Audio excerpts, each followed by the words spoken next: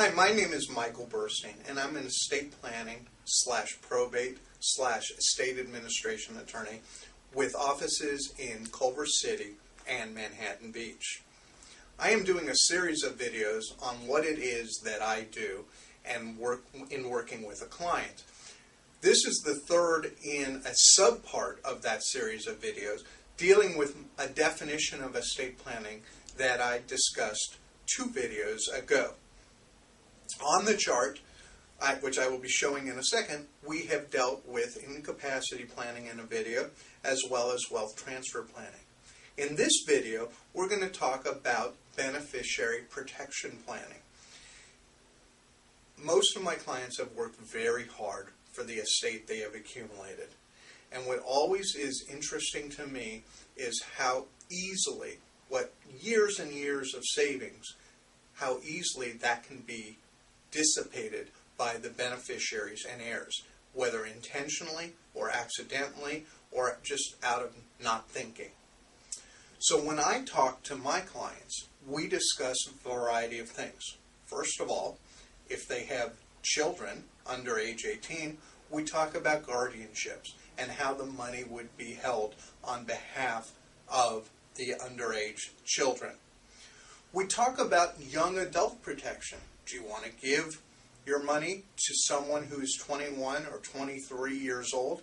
Even if they have the best of intentions, they may not have the life experience to deal with the money in a way that they would have dealt with the money had they been in their 40s or 50s. And it may make the rest of their life them thinking in a variety of ways that I wish I would have done this with the money instead of that. Well, we can ensure that they do that. Spendthrift protection, so that people do not waste the money, making sure that it is spent in a manner that is appropriate. If you have a special needs child, then there is certain planning that has to be done to ensure that they continue to enjoy the benefits provided to them as a special needs person, while also being able to utilize some of the money that you have available to them. So special needs planning is its own subset, and generally speaking, people with special needs children are aware of what they need to do, or at least aware to ask. Creditor and predator protection. We can do planning that protects against creditors and predators of your children, so that ultimately your hard-earned money does not go in ways that you would never have envisioned it.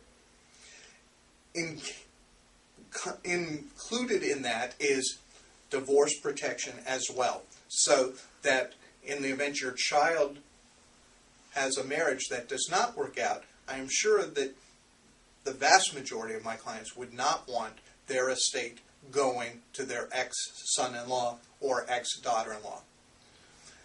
A couple other things are that we can incentivize conduct, so that by doing a will or a trust, generally speaking a living trust, you are free to indicate that you will provide money provided your children does a certain thing and that they don't do other things.